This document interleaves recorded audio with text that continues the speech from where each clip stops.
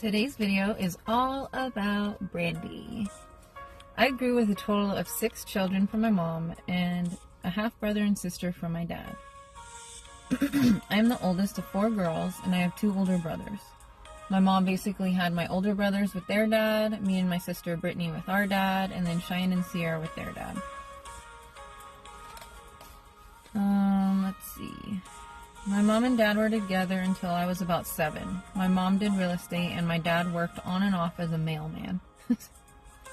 My mom always worked after my sister was about 1, and my dad was actually a stay-at-home dad.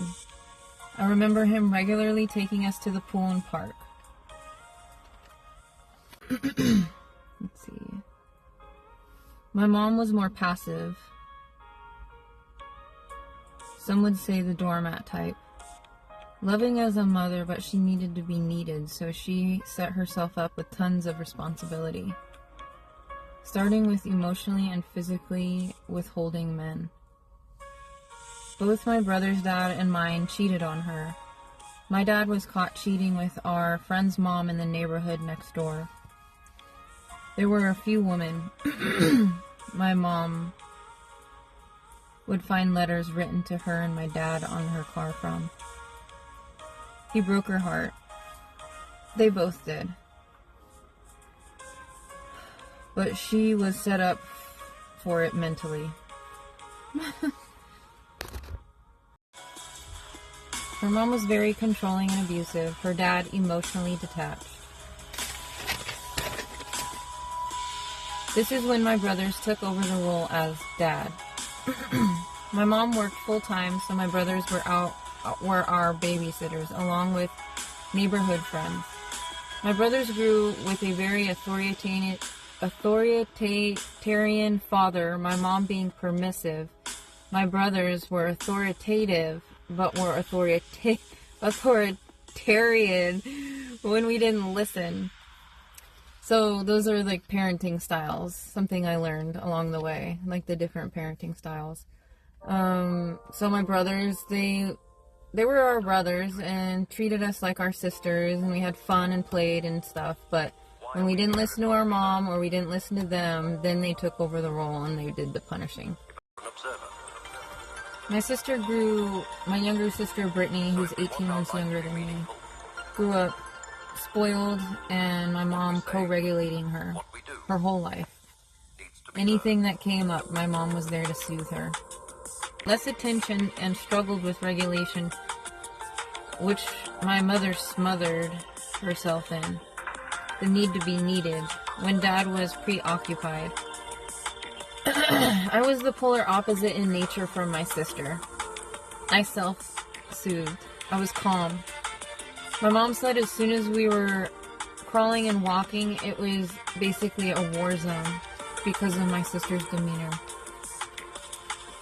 My sister would pull my hair and hit me.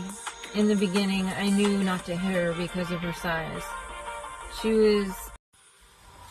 My mom was probably a lot happier when she had me versus the time period when she had my sister. So the demeanor probably came out differently, plus her being like the younger child and not getting as much of attention as I did, obviously being the only baby in the house.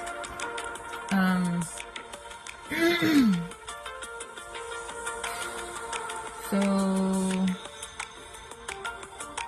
after my brothers took over, we started to receive punishments for not listening. I'd say around 7 after my mom and dad got divorced. They took over, and so they were pretty firm when they were teaching us things. They didn't have much patience. And our punishments were things like... So, one of the punishments were to hang upside down in the closet by the railing on the, where you hang up the hangers, by the back of our knees, kind of like you would like on the bars at recess where you spin or whatever. And we'd hang upside down on that bar for time, and I'd basically just sit there and breathe and focus on not passing out. And And then another punishment was standing in a corner. My mom says she didn't think it was an hour, but all these things happened when my mom wasn't around. It wasn't like purposely done that way, but they were our babysitters, so it was like that's when it would happen. So like standing in a corner for an hour, and if you looked away from the corner, the time would restart. So you had to stand the whole time. At this time, we didn't receive spankings or belt spankings yet. I know those punishments sound funny, but when I look back, like, I loved flipping on the bars at recess. So it was like a breeze. And it helped me now. I used to meditate basically as a child, like literally in pastime with my dad and for punishments. Which I honestly feel like attributes to the fact that I can just sit and meditate for hours if I wanted to or needed to or whatever. And I do. But yeah. So let's see. My mom started dating my sister's father soon after. I remember him validating my experience, which was me taking literal hits and lies about what the fights were about. My mom was usually soothing Brittany, and there was an unspoken expectation for me to be the bigger person because I was the older sister. Which I did. I was very mature. So Marshall came in and started to expect responsibility of Brittany. And it kind of blew up the whole system, causing an array of fights between them, meaning my mom and Marshall, as well as with Brittany and Marshall. Over time, their dynamic was full-blown push and pull fights and lectures daily.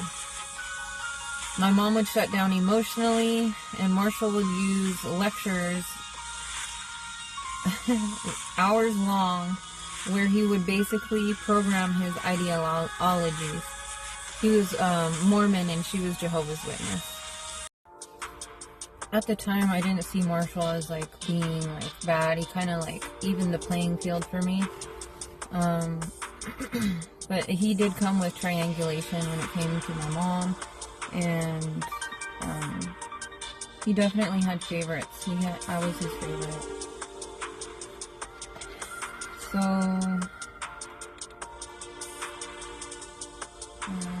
they would fight about everything. During this time, Brittany really began showing signs of what we now call conduct disorder. Oppositional defiant disorder, which becomes basically cluster B at 18. So, as a child, it's considered conduct disorder. This is what they label cluster B children. They violate rules and social norms. That's just a side note. This is a mental health condition that involves a consistent pattern of aggressive and disobedient behaviors that affect others. It affects children and teens and is treatable with various forms of psychotherapy, is what they say. This is why I kind of get annoyed, because they say at a certain point there is no changing. There is no taking a narcissist and making him clean up his way of thinking. I don't believe it. I just don't believe it. I don't understand why we don't take it more seriously when they're young. Because my sister just kept going in this direction.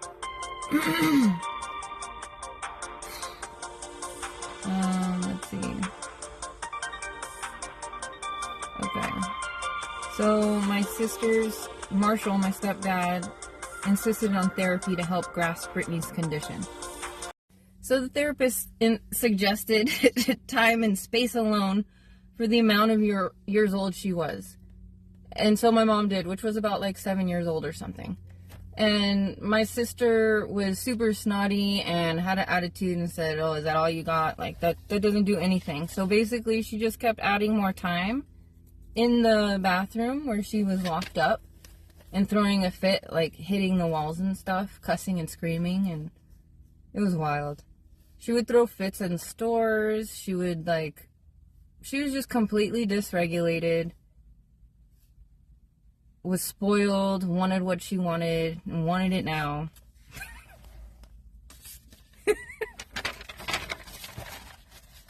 Nothing helped. My mom and Marshall separated for a time, leaving my brothers back in charge of punishment.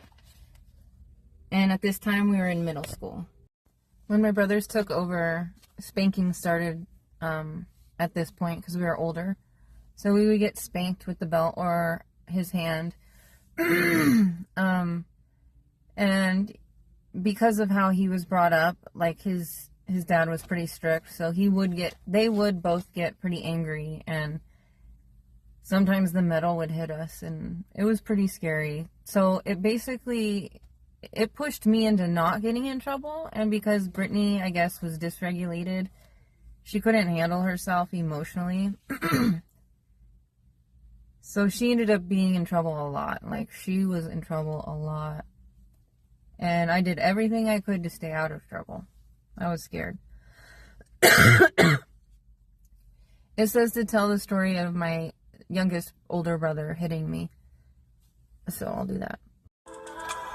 So at this time, I was in middle school and I started crushing on boys, Jeremy being one of them, Jaden's dad.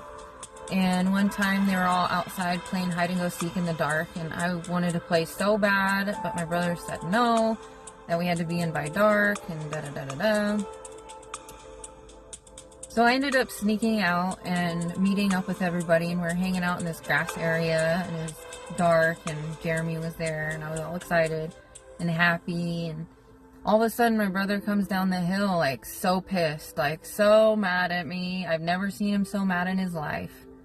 And he full force just slapped me and knocked me upside the head, and I dropped to the floor in front of all my friends and I started bawling my eyes out. He had never hit me like that before. Like, he hit me in the head, like in the face. So I just never ever did it again, and it was pretty traumatic for me, but it was definitely the embarrassment of it being in front of everybody that got me the most. But I was shocked that he hit me, because they don't do that. It's usually like a strict punishment, like a spanking. It's planned, and it happens. Not like that. So, me and Brittany, at this time, once in high school and she was in middle school, we started basically fighting to the death. We were older and stronger, and the fights got ugly into high school. My mom and Marshall got back together, and we moved from Orange County to Lake Arrowhead. So up in Lake Arrowhead, my brothers didn't move with us. And Marshall actually moved out soon after, too. So it was just me and my mom and my sister. And Marshall would come and visit. So there weren't really punishments for us at that point, because my mom was so submissive, and, like, she was a doormat as a mom, too. We did whatever we wanted, and we were really disrespectful. Even as a child, I would tell myself, like, man, I'm never going to be a parent like this. Like, I saw my mom and how she was with Brittany, and, like, how lenient. And I was like, no way, dude. I'm never going to... This is not the kind of parent I'm going to be. I used to sneak out at night and go try to, like, hang out with my 14-year-old boyfriend. And Brittany used to, like, I don't know, sneak out and go steal cars or break into houses for fun. I did some things too, like I stole makeup at the Rite Aid, and when she got older, she also started shoplifting, like planning a shoplifting trip, bringing a bag, going into like Macy's or whatever, and just piling it all in and taking it, makeup, anything she wanted, she would steal.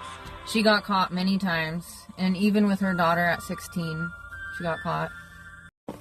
So when I say me and Brittany fought to the death, I really mean it. I mean, like, she used to, like, pull out butcher knives on me and, like, chase me with them.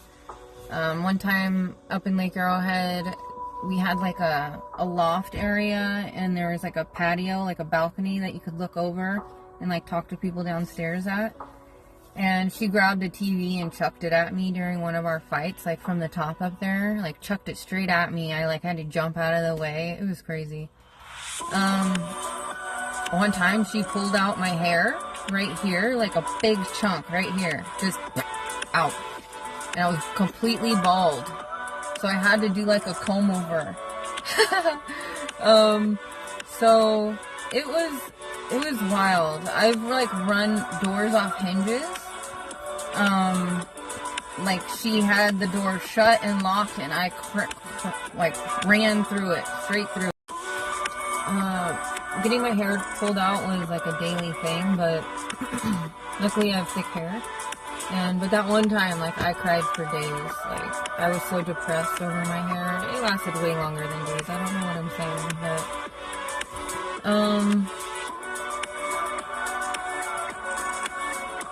she, took her depression medication one time. She overdosed with a friend on purpose.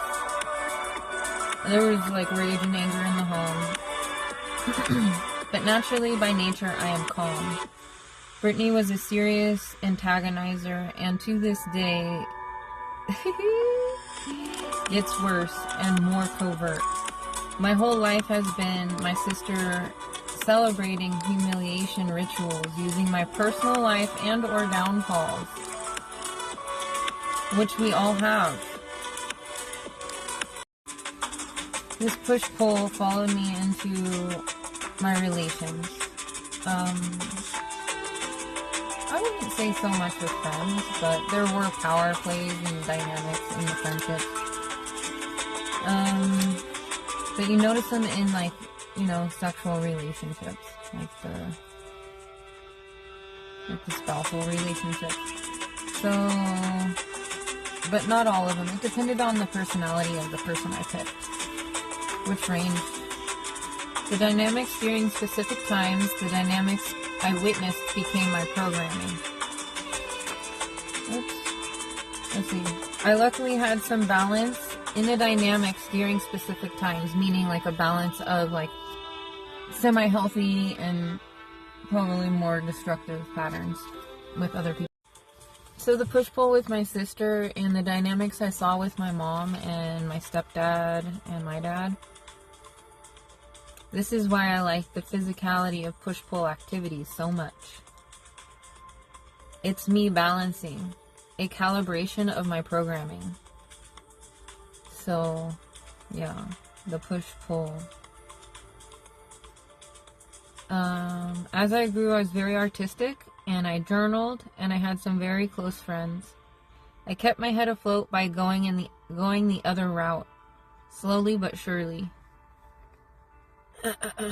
Regulation, the process of regulation, and the feeling in my body, what felt good, basically, me listening to my body and listening to what felt good, was my guidance. Consistently in one direction. I wasn't taught regulation, specifically. So luckily my mom, she wasn't an addict to any substances. She wasn't an alcoholic or anything like that. And my brothers too, they were pretty clean. Like, we were a sober household. We were Jehovah's Witness, so luckily we didn't have substances in the house.